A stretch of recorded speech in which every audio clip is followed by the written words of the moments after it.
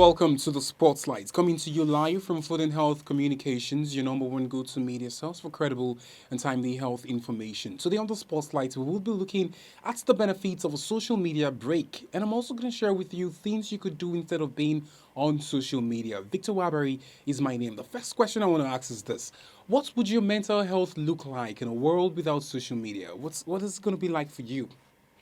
Yeah, I want to know. Pretty hard, right? I can imagine. Now, many of us are so mixed up with our social media accounts that it's difficult to remember what we did before the feed. Yeah, and that's so true. There are plenty of upsides to online connection, but how do we find balance with the constant flurry of input from friends, from families, from celebrities, from brands constantly vying for our attention? Now, I'll tell you this for free. In a recent survey carried out by Healthline, they asked readers how they feel about social media. Of those they asked, 25% said they feel it has a negative effect on their mental well being, and 53% said they feel that cutting down on usage could actually help.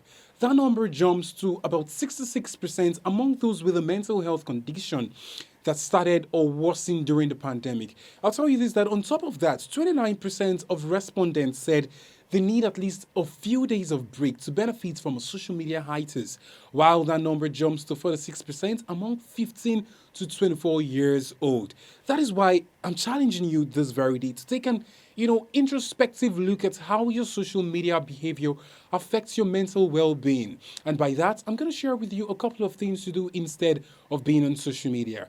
Now, I need you to understand that your mental health is more important than your Instagram aesthetic. It's more important than the tweets on Twitter. It's more important than the messages on WhatsApp. It is. So what can you do instead of curating and scrolling? The beautiful thing is the world is in your oyster.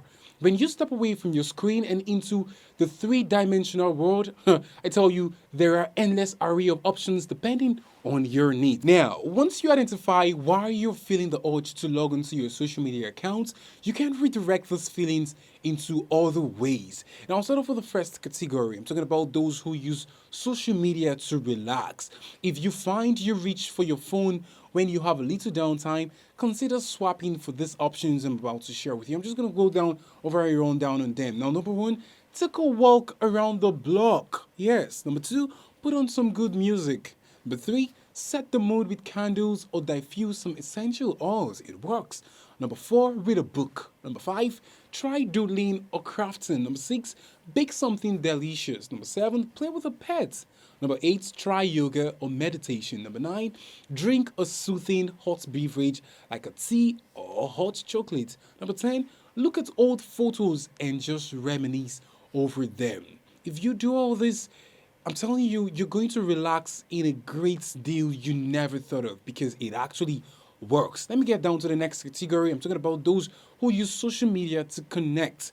If you find yourself longing for some human connection and the desire to check your feed arises, try these activities instead. Number one, call a friend or family member. And if you want to add in some bonus points, it's going to be a video call. If you make a video call, that's some bonus to you. Number two, invite someone over for dinner or drinks. So if you're having a longing to just connect, why not you just invite someone over for dinner or to just have drinks with that person? Number three, bake something and offer it to your neighbors. Lingering to chat when you deliver it. Number four, organize a weekend brunch, a hike, a shopping trip with your friends. It works. Volunteer at a local food bank or other organization. Just try doing some, voluntary activities. With this, you would get to connect with people. Number seven, take a class through your local parks and recreation departments. Join a community group like a church, non-profit, a club. Take a good yoga class. You're almost certain to come away smiling. Now, if you use social media for entertainment instead of memes and 30-second videos, opt for some IRL entertainment. Now, what do I mean? Number one, go see some live music. All right, so if you're addicted to entertainment and instead of those 30 seconds video you're killing yourself for, go see a live music, right? Number two, check out an arcade like a skill ball or, just anyone. Number three, try a paint your own pottery studio like Color Me Mine. Yeah, it works. Number four, learn on instruments. Number five, take a dance or martial arts class. Number six, take a hike, literally. Number seven, take a trip to a local museum. Number eight, try your hand on gardening. Number 9, listen to a podcast. Number 10, read a book. Number 11, gather some friends or family and play a board game. Now, there's a lot of power in knowing your motives for logging onto your social accounts. Once you do, you can make a choice to meet that need in another way. Now, let me tell you this, how to set healthy social media boundaries, because it's very, very important that you know how to set your boundaries when it comes to social media. While taking breaks from social media is great, it's important to be realistic and not militant about your use, okay? So if social media is a part of your life, that's okay, it's not bad. I mean, I'm not crucifying you, right? There are ways to lessen the negative effects and enhance the positive effects of social media even while you're using it. For instance, number 1, you can unfollow accounts that have a negative effects on your mood or self-image. You can do that for yourself. Number 2, remove photos from your own profile that trigger self-judgment. Do that for yourself. Number 3, delete any negative DMs, trolling, or spam. And number 4, unsafe posts that encourage you to compare yourself to others. It's totally wrong to do that, okay? So you could actually go about these few things, and I tell you, it will see to curtailing your boundaries on the social media. On top of that, you can set an example for mindful, authentic posting, okay? So others can be inspired by your feed and perhaps follow suit. So you could just decide that everything you put out there is inspiring, it's purposeful, right? You don't just do things because you feel that the persons are doing it, but there is some purpose to it. If you do this, it will create some level of, consciousness and to guide your boundaries on the social media. For starters, you can, number 1, skip the filter and showcase the real you. Yeah, you can do that.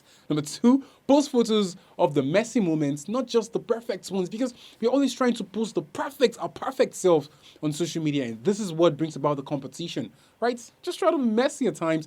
Post the real you there. Let's see the real you. Right? Number 3, remind others in your captions that you are a real person with flaws, with hang-ups and insecurities just like them. Yes, some persons portray themselves on social media to be this perfect person, this person without flaws, this person without, limitations and all sorts. It's not true.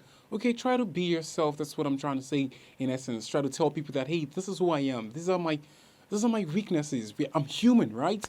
If you do that, it will curtail the craze. Yeah, because it's crazy. It's curtail that craziness to be perfect, to look perfect to other people. Number 4, post encouraging comments on other people's posts. And this is where we let down the anchors on today's episode of the Spotlight. I trust you've learned a thing or two. If you adhere to all of these things, I tell you that it will go a long way to affecting your social media life for a better. Remember, I'm not a doctor. I'm only here to guide you and to tell you things you could do that could help improve your health life. Till I come your way next time, my name is Victor Waberry. Do not forget to subscribe to our YouTube channel, like our videos, and leave your thoughts, comments, whatever it is in the comment section, and we will do well to reach out to you. Bye for now.